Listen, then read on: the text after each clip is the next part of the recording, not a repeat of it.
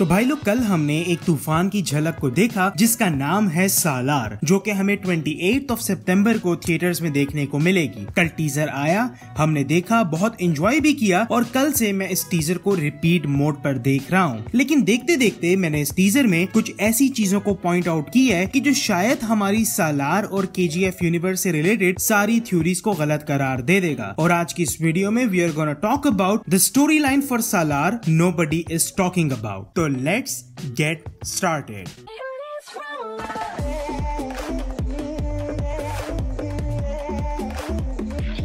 The timeline. अब देखो, Rocky और सालार वो हमें एक फ्रेम में नजर आए। इसमें सबसे बड़ा मसला है इन दोनों मूवीज की टाइमलाइन का, जो कि सालार के टीजर और केजीएफ चैप्टर 2 की एंडिंग से मैच नहीं हो रही। क्योंकि केजीएफ चैप्टर 2 में उस जंप के बाद स्टोरी 1981 से शुरू होती है और रॉकी की मौत भी शायद उसी टाइमलाइन में दिखाई गई है। लेकिन सालार के टीजर में जो गन्स, जो टैंक्स और जो आर्मरी हमें दिखाई गई है वो काफी एडवांस है। और उसके बाद तीनू आनंद ने अपने डायलॉग में जुरासिक पार्क का रेफरेंस दिया है और जुरासिक पार्क की फर्स्ट मूवी 1993 में रिलीज हुई थी। तो या तो ये स्टोरी 1993 में बेस्ड है और या फिर उसके भी बाद। लेकिन ये एक सिंपल फैक्ट बहुत सारे सवाल खड़े करता है कि आखिर सालार और रॉकी का फिर कनेक्शन क्या है और सालार और केजीएफ की मूवीज आपस में कनेक्टेड कैसे हैं। तो इसके लिए मेरे पास एक थ्योरी है तुम लोगों के लिए। अब देखो, केजीएफ चैप्टर 1 में हमें ये बात एस्टैब्लिश कर दी गई थी कि आनंद के कैरेक्टर ने एक बुक लिखी है जिसका नाम है L Dorado the city of gold, जो कि केजीएफ और रॉकी की कहानी से हमें रूबरू कराती है। और केजीएफ चैप्टर 2 में हमें ये पता चलता है कि जिस जगह आनंद ने उन मीडिया वाले लोगों को खुदाई करने भेजा है वहाँ 2014 तक एक आर्मी बेस थी। और उस पर्टिकुलर सीन को देखकर पता चलता है कि रॉकी को वो लोग भूले नहीं है। तो मुझे ऐसा लगता है कि शायद उस रात रॉकी भाई मर गए होंगे। रमिका सेन केजीएफ की जमीन पर आर्मी बेस बना लेगी in order to extract the gold. क्योंकि बेशक रॉकी केजीएफ खत्म हो गई हो, लेकिन कोलार गोल्ड फील्ड अभी भी सोना ही है। और फिर हमें पता चलेगा कि रमिका सेन का मकसद कभी भी कुछ अच्छा करने का नहीं था। उसका मकसद सिर्फ और सिर्फ रॉकी को एलिमिनेट करके केजीएफ को हथियाना था।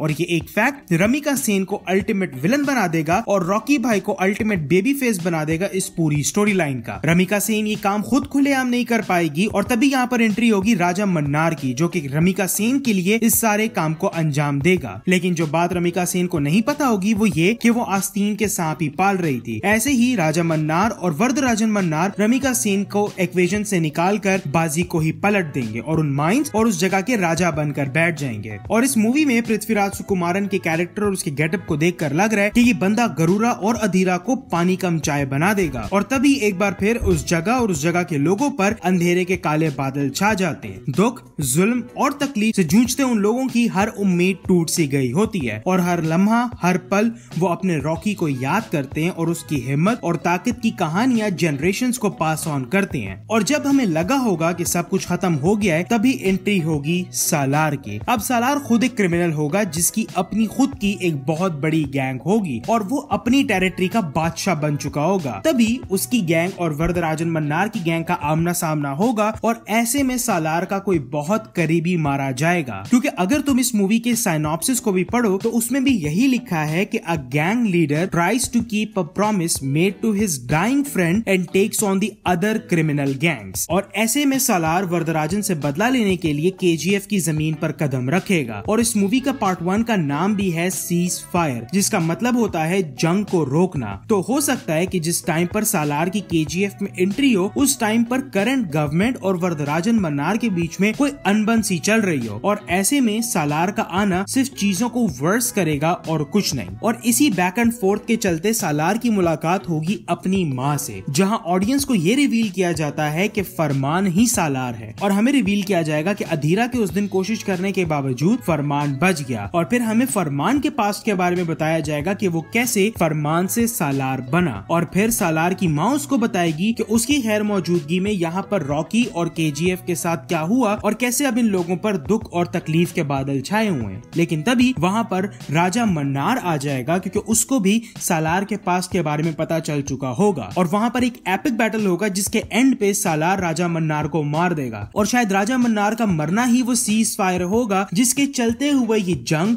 कुछ देर के लिए थम जाएगी। एक तरफ तो होगा वरदराजन मन्नार जो अपने बाप की मौत पर कसम खाएगा कि वो सालार और न्यू केजीएफ टाउन के लोगों को नहीं छोड़ेगा, और दूसरी तरफ होगा फरमान जो अपने सुल्तान रॉकी भाई की कसम खाकर उसका सालार बनकर उनके लोगों पर आए हुए गमों का खात्मा करेगा। और मेटाफोरिकली भी ये बहुत गोल्ड है क्योंकि फरमान की माँ ही वो थी जिन्होंने रॉकी को ये दुआ दी होती है कि तुम्हारी सल्तनत को कोई खत्म नहीं कर पाएगा। और अब जब रॉकी की साम्राज्य बस खत्म होने वाला है और उसका नाम सिर्फ लोगों के दिलों में जिंदा है, तभी उसी लेडी का बेटा फरमान वो उम्मीद की किरण बनेगा जो उस साम्राज्य को बचाएगी। और हो सकता है कि हमें ये भी दिखाया जाए इस मूवी में कि कैसे रॉकी के कैरेक्टर का बहुत ज्यादा इन्फ्लुएंस है सालार और सालार की आइडियोलॉजी पर। तो जहां तक मुझे लगता है कि सालार और रॉकी हमें एक मूवी में तो नहीं दिखने वाले, लेकिन सालार एक कंटिन्यूएशन होने वाला है केजीएफ की स्टोरी का। प्यारों, आज के लिए बस इतना ही। मुझे नीचे कमेंट्स में जरूर बताना कि तुम्हें कैसी लगी ये स्टोरी लाइन सालार के लिए और तुम्हारी क्या थ्योरीज हैं सालार को लेकर। और अगर ये वीडियो पसंद आई हो तो लाइक